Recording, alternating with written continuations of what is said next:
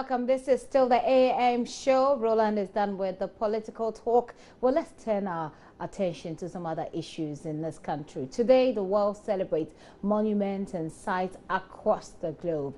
Here in Ghana, these sites have become tourist attraction points, especially for expats who throng the country on daily, weekly, monthly basis. But concerns have been raised as to how these facilities are being managed and how much revenue government loses every year due to low publicity of some events around those sites. My guest is Bennett Otoo. He is the public relations and marketing manager of Jumia Travels. Bennett, you're welcome. Thank you. Okay, so before we even go on to talk about, what we need to do to make money out of these monuments and sites that we have in this country, let me just run you through a list of a few.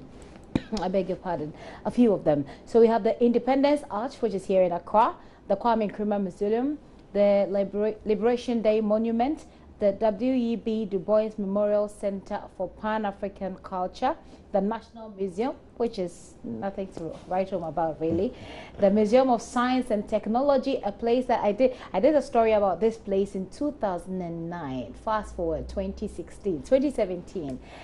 Not much has changed at that place. Volta Regional Museum, the Cape Coast Castle, Upper East Regional Museum, Elmina Castle Museum, Museum of Nzima Culture and History, Asha Fort Museum, UNESCO World Heritage Properties, Forts and Castle, Asante Traditional Buildings, and under that you have a long list as well of other facilities, and then the archaeological sites. But I believe there are a lot more that aren't captured on this. Tells you that there's so many sites that we can make money out of, especially when we link that to tourism. So let me come to you.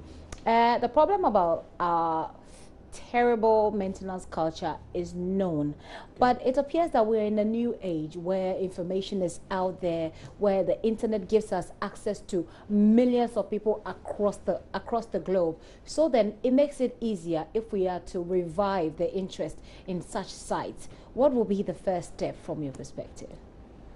Well, in order to properly sell a product, you have to build the brand. You have to build a particular product to a certain stage where 50% of the product will sell for itself, and the other 50 you have to market it. Okay. Now, if we take a closer look at other parts of the world, where we have in France, you have the Eiffel Tower. When you go to the Emirates, you have something like the Taj Mahal and all those places. Even in Kenya and South Africa, we have great monuments that have made a name for themselves. Okay. They haven't done that because the country itself has sold that to the outside world. They've done that because they've been able to properly build a certain hype around it. They've made it sustainable enough. The monument has been there for so long a time, properly managed, properly maintained, the right standards are met, and the right facilities are around these places. So when you travel to these places and you actually visit these sites and these monuments, you feel at home, right at home. So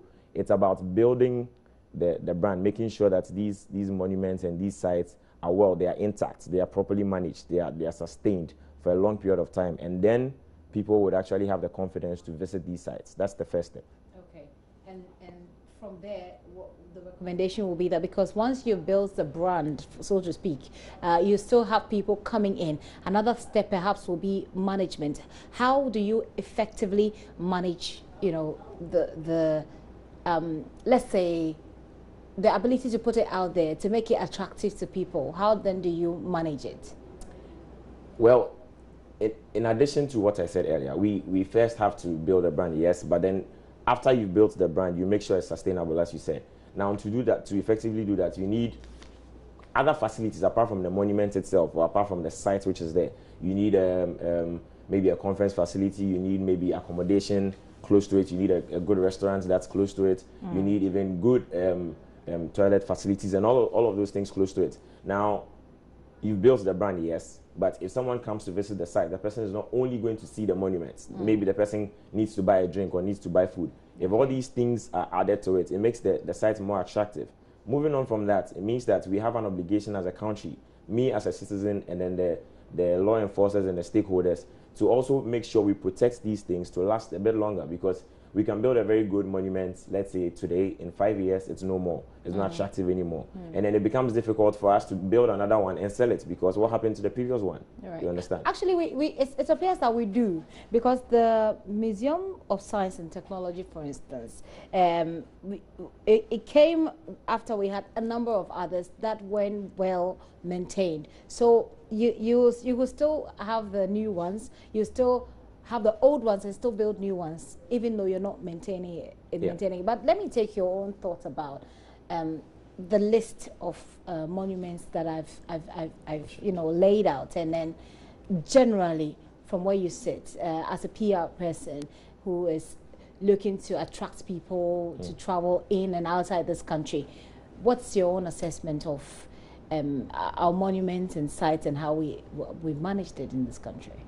Well, first of all, let me just say it this way: Ghana is blessed. Okay. In fact, we keep on, in quotes, bragging about the resources we have and all of that. Yes, the natural resources are there, but then if you look at monuments and artifacts and tourist sites, we have some very overwhelming ones, some ones that are really, really attractive, because now we can compare some sites such as the Kakum National Park to some other big ones in Africa. Well, we can even compare Mole National Park to something like Masai Mara in Kenya. You understand? Okay. They are not at par, but then they are a bit close to each other. So if Kenya is able to attract millions of people to that site, then we can also attract millions of people to our site. What we have is a lot of tourist attractions and monuments. Lots of tourist attractions and monuments. But the poor maintenance culture has made it such that every now and then we tend to build a new one, we tend to open a new site, and we don't manage them effectively. That is the problem. It's not about having a lot of them. We can have 20 to 30 ones and open 15 to 20 more. But then if we are not able to maintain and sustain these old ones, then we keep opening new ones, and it will still not fetch us money. We are still wasting money building new ones. So Junior Travel, what exactly do you do? We are an online travel agency. We are into promoting tourism, we're into online hotel booking, into online flight booking, anything that has to do with travel. So you would have some statistics available to you as to how many people, that come through just your end. How many people, how many tourists come into the country, say, on a monthly basis? Or let's say annually? Yes, if you look at the broad figures, I will struggle to give you specifics, but I could confidently say that we have a little over 4,000 or 5,000 people coming into the country. 4,000 or 5,000. So let's say 4,500. Yeah, I'm not even talking annual figures. I'm talking quarterly figures. I see. Yeah, they come through our system. Okay. So if you that is just one. Just one. So if you look at all the other booking agencies and all the other travel agencies that bring in these people, other governmental agencies that bring in tourists and all of that, we are having a lot of traffic in the country. Now, first of all, let's not look at them as being tourists who come to view the country, who come to see the country. They come to spend. They come to spend. There are people who come for business, but then after business, what next? He's been in Ghana for like 3 days, and then on a Friday, he has nothing to do. What does he do? Now, we have to make these things attractive so that outside of business, when I have nothing to do as a traveler in Ghana, I would have something to go to, somewhere to go to, something to look at. And perhaps some memories to take back home with you. To spread the word. I see. Since you are an online, let me just finish dealing with the number of people that come in. We're looking at a rough figure of 4,500 on a quarterly basis. Exactly. Since you're in the industry, how many of such of similar companies do exist? Let's say in Accra alone. Okay. It depends on where you're looking at it from. If you're looking at an online travel agency, then I can say just a couple others. There's like maybe 2 or 3 others. Okay. But then if you're looking at it from a travel and tour perspective, generally, then we have several tens. Can you put a figure to that? It will be difficult because you have the very popular ones and you have the not so popular ones, and everybody's doing business, everybody's bringing people in, so it's difficult to. Because I'm just trying to do an assessment of the number of people that come through that come to this country on a tourist, as tourists. Yeah. Because I'm trying to peg the 4,500, which is coming just through Jumia, exactly to the bigger picture of just how many people will be coming through and just how many opportunities that we're missing as a country to make our site attractive to these people. But back to the point that you're making about maintaining them and making it attractive. You are an online portal. You have an online portal, and you communicate and you do your business online. Yeah. How can a country? I mean, there's a new government, the new ministers, the Minister of Tourism, Catherine Afeku, has been talking a lot about what they need to do. And because of what happened with the Kintampo, at the Kintampo waterfalls, the issue about tourism has been up on the discussion table. But then it's something that we perhaps are not looking at is how we can use online portals and the organizations like yours to promote tourism in this country. How, if you were to advise government, how exactly can we do that? You sit there and you see the opportunities that are being missed. You see the opportunities that are available as well, which we can still take advantage of. Well, I'll still follow on my earlier points, which says first build a brand. So my advice. So are you saying that we've not built the brand so far? I mean, Kakum is there. Not as attractive as other countries because, well, you are a Ghanaian, but let me put you in the shoes of a foreigner, somebody in Europe. If you are coming to Africa and you have the opportunity of going to Kenya, Nigeria, Tanzania, and South Africa, Ghana will be probably 5th or 6th on your wish list. You understand? Primarily. Is that what they say when the tourists come in? Yeah, most of them, if you ask them, they'll tell you they'll rather go to Kenya and see Masai Mara or go to the Victoria Falls somewhere or go to South Africa and see some other, rather than come to Ghana because we've not been able to build it. It's not the most attractive place to come to in Africa. Oh. So to drive the traffic here, we need to build it such that Ghana will be, okay, if I want to come to Africa, okay, I want to go to Kenya and Ghana, or I want to go to Ghana first and another country.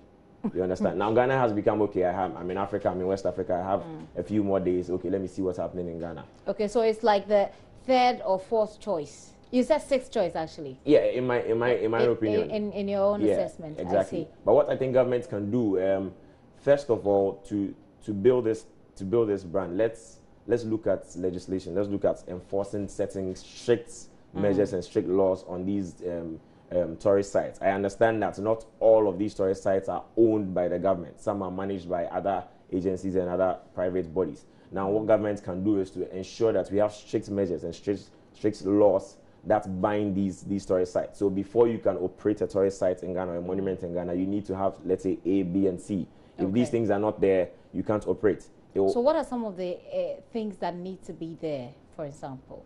If you're looking at tourists visiting your sites, then I think primarily you need to have a restaurant. You need to have a few rooms, like some level of accommodation. You need to have an infirmary or a hospital or a clinic close by. And you need to have a good running sanitary facility, a toilet facility that people can access, because you sometimes get large groups of people coming in, and if you have a tourist site or a monument that has only 2 washrooms, it makes it very difficult. So yes, you need to have all these things in place. If these things are in place, now we can begin to sell these things online, to begin to sell these properties and these monuments online, and we can get a bit much more traffic into the country. You spoke about sanitation, and you speak about having places that people can, places of like accommodation, things like that. But how concerned are the people you deal with on a daily basis about security in Ghana?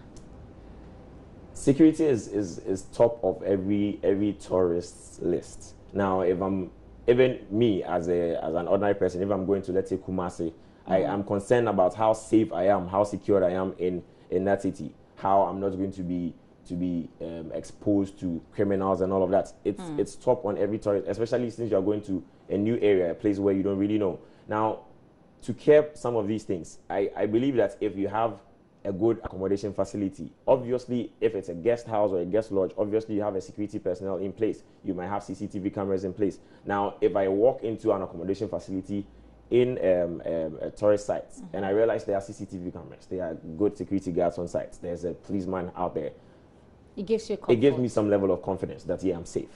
You understand? But do they talk about it when you meet them? I mean, the clients that you deal with on a daily basis, do they talk about it? And what do they say when they're leaving? I don't know if you have that kind of exit interview with them, but what do they say after they have come to Ghana and are leaving? Now, most of the reviews we get are based on accommodation or flights or the things we do. But then on a one-on-one basis, when I have the opportunity of speaking with some of them, now, the major concerns they have has to do with hospitality, has to do with where they sleep or where they rest. Because somebody can travel from Accra to, let's say, in Zulezu, and then the accommodation facility there is not that good. Now that same person has to travel at about 6 p.m. from Nzulezu back to Accra to find, or to maybe Cape Coast to find a good hotel to sleep in. Now that is a major concern because this is not my country, so I don't really feel comfortable. The people around me, I just went there to see a few things, take a few pictures and have fun. Now I am stranded in the middle of the night somewhere. I don't have a good accommodation facility because some of these Europeans and foreigners have standards. Okay. For you and I, we can manage and lay our head in some cool corner. No, because we are Ghanaians. We are this is a really that's like lowering the standards for Ghanaians. It's as if you're saying that Ghanaians, have standards that match up to those of the tourists who come from Europe or that's far from the point. Ghanaians have high standards, but I am a Ghanaian. You are a Ghanaian. You understand? So in Ghana, we can manage ourselves somehow. In a way, to a very large extent, we can manage, but then. Think about it. If you went to another country and you are asked to stay in a place where you are not so comfortable with, look at it the other way around. Now that's how they will feel when they come but for them, they're at home, so they can find their way around it. But for somebody who's traveled so many millions of miles to come to your country, it's not a comfortable place to be, and that will not make the person probably want to visit or tell somebody about your country. Okay. Yeah. So following the Kintampo disaster, for instance, where we lost about 20 people, were there differences in the concerns that some of these tourists raised about safety at these tourist sites, or were there any difference, or was it really business as usual? Well, in the few days after the tragedy, I realized that there were concerns everywhere. Ghanaians, travelers, everybody in the country, people were asking questions: how safe are your tourist sites and all of that. But then I think that it went down a bit because people began to realize that these things do happen. It's avoidable, yes. It's preventable, yes. But these things really do happen. They really do happen, and it's a lesson for us to build on, to be able to ensure that next time around these things do not get to happen. So it doesn't really affect what people think about a country in the long run. It's there, has happened. Yes, we move on and make sure it doesn't happen again. What, in your view, was the reason why Obama, for instance, chose Ghana as a first destination in Africa after he became president of the United States of America? Well, my view aside, I want to state clearly that I think it has nothing to do with tourism or anything related to that. I think it has nothing to do with any perception or any reputation that Ghana has built in terms of tourism. That's what you mean? If we talk about reputation, the reputation has been built. But I want to state that it really had nothing to do with Obama wanting to see maybe Kakum National Park. That's why he came to Ghana. No. Okay. Or Obama wanting to see the Cape Coast Castle. That's why he came to Ghana. What do you think it had to do with? I think that Ghana has, in itself, in totality, we've built a certain brand about ourselves. We've promoted a country in all aspects. Okay, now Ghana, we say we have cocoa, that is agriculture. We have gold, we have oil. Now the Ghana Black Stars perform so well. We have Ghanaians in the diaspora. I mean, they've not performed so well lately, by the way. Well, but during those times, they were one of the top teams in Africa and in the world. Even Ghana beat US in the World Cup as well. And you find other Ghanaians in the diaspora in other countries making it big. People in Ghanaians in NASA, in all those US government agencies who are making it big. So it makes it very important that yes, these people are doing wonders in my country. It's good for me to visit. But you think that's the reason why he came? One of the reasons, but I would choose that over tourism. Okay. Yes. Which then means that you're saying, this is the understanding I get from what you're saying, that we don't have such a huge reputation when it comes to tourism as a country. Well, I think that as Ghanaians, as a lay Ghanaian, you'd be hype. You'd be very excited when you hear things like Kakum National Park and the Mole National Park and all of those things. But then if you have to look at it with respect to other countries in Africa, I think that although it's not a competition, but then we should look at it that way, because we need to grow our brand, we need to grow ourselves in a certain stage where whoever wants to come to Africa wants to choose Ghana. Now, if you look at Ghana as compared to Kenya, as compared to even Tanzania, Nigeria, and all these people, Egypt, they are far ahead when it comes to tourism. You understand? So let's not look at Ghana as, okay, Ghana, we have a rich culture, we have good heritage tradition, and we have good tourist sites, and Kakum National Park is here, and Mole National Park is there, and Kintampo Waterfalls is there. And yes, we have these things, but other countries have, in quotes, better ones. You can't compare Kintampo Waterfalls or the Holy Waterfalls to Victoria Falls. No. But we have Dubai too at Circle. But we have other countries with better Dubai. With better Dubai. you understand? We have or perhaps we have the Dubai itself. The original Dubai is there. Well, you know, and Ghanaians now rather would rather go and book a flight ticket and go to Dubai than go use the road and pass through Ghana, Dubai. I see. Interesting. So these other countries that you mentioned, what is it that they're doing apart from proper management, apart from building the brands, all these that you've mentioned? What is it that they're doing that perhaps in the country generally that we in Ghana are not doing? One word: marketing. Okay. Marketing in the sense that now, as I said, after building the brand, you have to sell it. Okay. You have to sell it. Now look at it this way: if you have a shop in the middle of nowhere in the forest, and you have a shop in the busiest part of the city, where is it more likely that people would buy? You understand? You have a shop deserted, far away, where nobody can see it. You're not even saying anything about the shop. It's just there. You know you have a good shop. You have it's stocked. It's in the dark. It's in the dark. Nobody sees it. And then I have a shop in the middle of the city, in the middle of lights, where I am making billboards about it. I'm making a lot of noise about it. Obviously, I'll get more traffic to my shop. People will buy from my shop than yours. True. Now, what they have is they've built the brand. They've been able to maintain it for a very long time. And now they are selling it. Okay. They are selling it because you go to their airports, and then you see a big electronic board there that slides, and you see the beauty of Masai Mara, and they could go to. Now, as a traveler in Ghana, maybe I just came for business, but then I get to the airport and I see slides of beautiful waterfalls. I'm like, okay, I have to go to this place before I leave this country.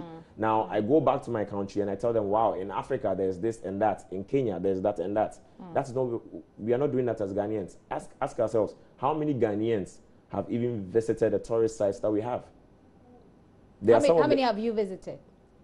Fortunately, because of the job that I do, okay. I've visited quite a number. But then, if you ask my mom, who is at home, how many in her maybe 60-something-year-old life? I mean, I haven't been to any of these places. Exactly. The only place I think I've been is the Kwame Nkrumah Museum, the Independence Arch, of course. Which are in Accra. Exactly. Which is very close. And the Museum of Science and Technology, which I didn't go to have fun, but to work. Yeah, exactly. So it makes sense. Yeah, so if a friend of yours in the States wants to visit Ghana and says, okay, apart from Accra, I want to go to another region, I want to tour, I want to see other places. Now, you can't confidently say that, okay, go here and there, because you haven't been there. Yeah. And that is what we lack as a country. We don't even visit these places ourselves, because for us as Ghanaians, unfortunately, these places are not really attractive for us to go to.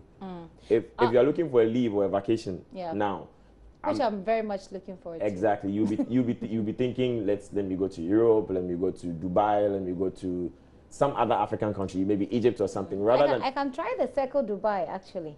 But that's a few minutes. That's a few minutes from here. Exactly. So just stand there and watch, and then go home, and then tomorrow come and watch it. Well, at least when someone asks you how other places, you can tell.